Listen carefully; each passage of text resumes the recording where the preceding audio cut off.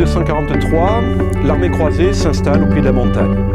Les documents nous parlent de plusieurs milliers d'hommes. Aujourd'hui, les historiens disent que cette armée de croisés devait avoisiner les 2000 à 3000 combattants. Face à eux, sur la montagne, une garnison. Cette garnison ne dépassait probablement pas les 200 guerriers. Le restant de la montagne, étant des civils, peu pouvaient aider cette garnison. Donc voilà, en gros, on va dire 2000 en bas contre 200 guerriers ici. Cette armée de croisés est commandée par un chef de guerre. Il se nomme Hugues des Arcis.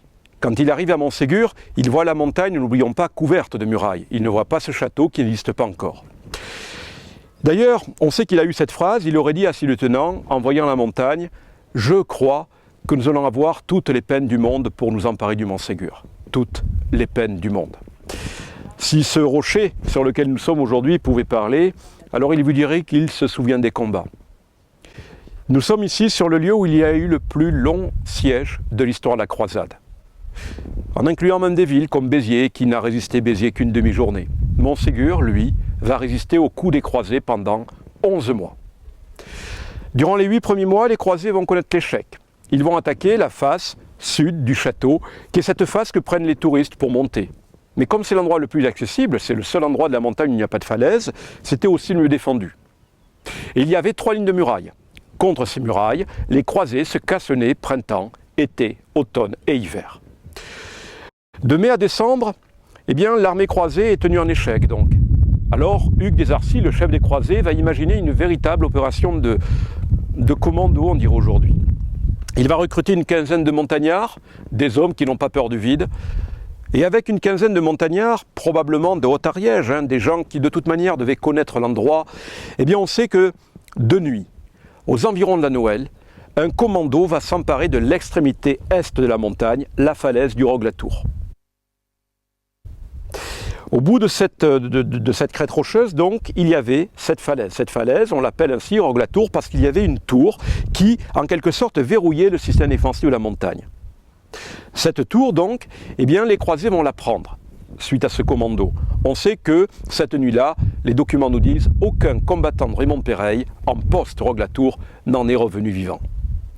Avec la prise du Rogle-Latour, les croisés ont fait remonter leurs catapultes. Les documents nous disent que les catapultes de l'archevêque de Narbonne, de l'évêque d'Albi, sont arrivées sur la montagne poutre après poutre, tirées à l'aide de câbles de corde. Et là, les combats vont se faire maintenant sur la montagne. Ils vont devenir de plus en plus violents. Les croisés, pendant les jours qui vont suivre, les semaines qui vont suivre, vont prendre l'une après l'autre toutes les défenses secrètes qui barraient la montagne. Le siège a commencé au mois de mai 1243. En février 1244, on se bat toujours ici. La résistance de Montségur est de ce côté-là vraiment une résistance opiniâtre, héroïque. Les croisés sont à quelques mètres.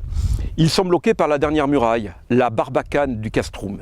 Si les croisés prennent cette ligne, alors ce sera le massacre. Car derrière cette ligne, il n'y a plus de défense. Il y a les maisons. Dans ces maisons, il y a les femmes, les enfants, les cathares. Tous ceux qui ne sont pas épargnés dans les guerres. Malgré tout, la garnison de Montségur, qui n'est plus qu'une poignée, décide de continuer les combats.